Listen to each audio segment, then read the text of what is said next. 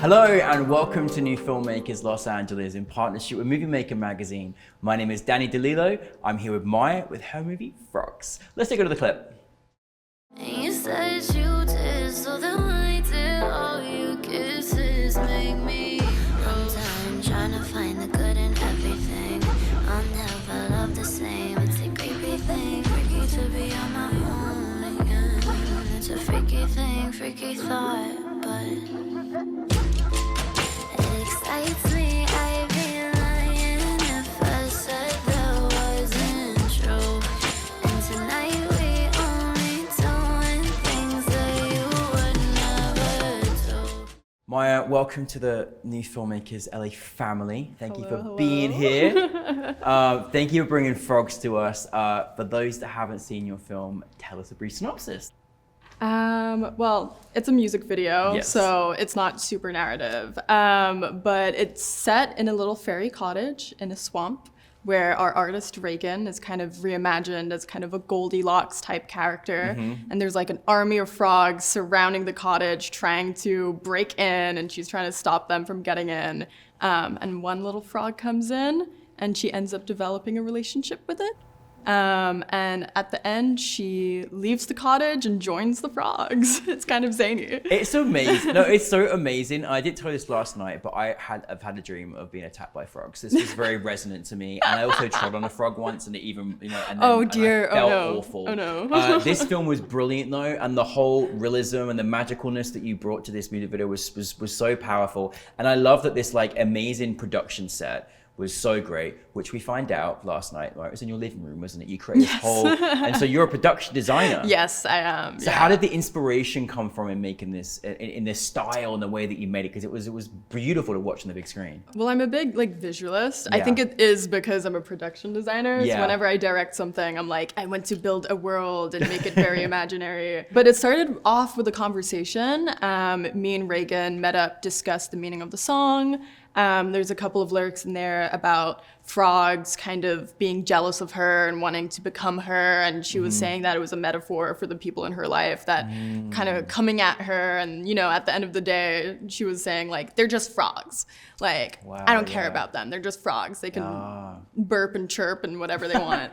And I was like, okay, cool. So definitely need to have frogs in the music video. Yeah. And if they want to become you, can we put like a little blonde wig and a little bow and make them actually look like Reagan frogs? And she was like, yeah. And I was like, cool. Definitely wanted to have some kind of like animated or 3D element to have the frogs in it and have a frog actually be one of the characters Yeah. and interact with her as opposed Yeah. to like a background decorative thing.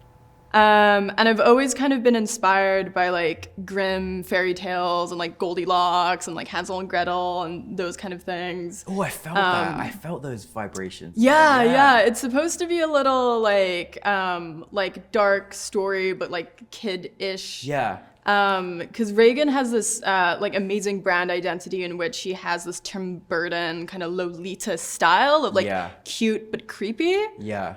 So, I was like, I wanted to create a world within her world, her umbrella. And that's why I kind of went into the direction I did with like dark forest, but like she's still like kind of cute and the cottage is very like cutesy and Yeah. like vintage. No, you nailed it. Yeah. It's a very aesthetic video. It's very aesthetic, but it's very fascinating to watch because there's so much visuals to kind of look at, and great song, obviously, really, really great song. How does that work like for you? And like in terms of like when you're working with the song and the lyrics and everything else and the artist, like how do you then navigate into creating this story? What was that process like for you? Well, whenever I'm working in collaboration with someone and trying to like showcase like their kind of identity as well in my pieces, well, obviously it starts with a conversation. I listen to her, listen to what her vibe is, her kind of goals for the video, and then I kind of digest it and I mull on it, and then I come up with a pitch. And then we discuss more, and then I come up with another pitch, and then we discuss more, and then, but we're building as we go along. It's a conversation. I want everyone to be happy. Yeah. But I also like want my authentic storytelling to come through. So the final idea was like the symbiosis of all that. And yeah, no, everyone seemed happy at the end of the day. So Well, I'm, like, you glad. did a fantastic job. And like, you know, when you're taking it to like, you know, festivals, it's really nice. It's a kind of a great double-ended sword because you've got this great, wonderful short film that you've made, but you've also get to release this song. How has that experience been? We loved having it last night. It was so great to see on the big screen. How has that experience been for you taking it around everywhere? I didn't really expect to like see it in a festival setting, Yeah. to be honest, because we had like a YouTube release and it was like released in socials and all those things. And I appreciate that I get to like engage with an audience that appreciates the filmmaking side. Yeah, absolutely. A lot of work that went into that film. Yes, Yeah. and it was great as well. I got to discuss with a lot of filmmakers after the festival about like the VFX. A lot of people had questions. Yeah. So it was really great to share like what I had learned and be Yeah. able to like answer those questions and like chat as well. So Yeah. I'm glad people engaged. And you mentioned that last night about VFX and kind of a lot that happened in post as well. Like, how was that experience for you? Any trials, tribulations, challenges? Like, what was that like for you? Oh, it's crazy. It's really crazy. I'm quite like meticulous in my pre-pro. I'm one of those storyboard directors, so every frame that we see is something that was originally drawn by me. I love the storyboard. Yeah. I'm like, these Yes. are the frames, and DP, good luck. Yeah. That was super helpful in terms of working with the post team, because be able to communicate where I want the frog to jump and where the frog's meant to be, or even to the Yes. artist in terms of like what her eye line would be. Like she's Yeah. looking and interacting with something that's not there. Yeah. So trying to get as much visual comms as possible to just get everyone on board. So like all the pieces are ready to be puzzled together. Yeah, which you did really well. What have you learned mostly from making this particular film? Communication is super important. I think, I think with film, it's one of those mediums that like if one department is on a different page, then it's very hard to get the vision together. Yeah. So yeah, just making sure everyone's on board with the creative, making the creative clear. Even I felt like at times I was even bothering my DP because I was like, you understand we need to get like 2 plates of the shot and it needs to be like this focal length. And if we don't get that focal length, then in post we're not able. And he was like, yeah. And I'm like, you have to understand.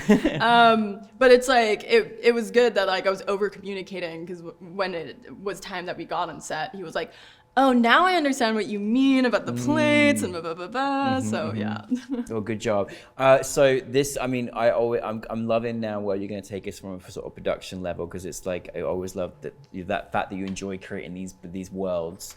What world where are you going to take us into next? What's next on the horizon? Ooh, I mean, like production design wise, directing wise. 'Cause I do both. Anywhere, storytelling wise, where are you taking us next? Well, yeah, I mentioned last night I do have my like debut narrative piece going to festivals. Yeah. It's called Fishers.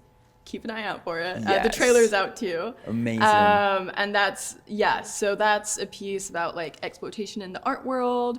I came from an arts background, and there's some kind of artists and styles of art that I'm like kind of sexist, kind of racist. So definitely exploring like the intersection of gender and race, especially in the art world in Fishers. Yeah. And it follows a story of a young Asian model who starts modeling for like a very established, celebrated white artist, and it kind of documents her experience in a kind of more experimental horror fashion. Yeah. So it's still very visual. Yeah. It's semi-shot like a music video. Amazing. I love but experimental it's horror cool. fashion.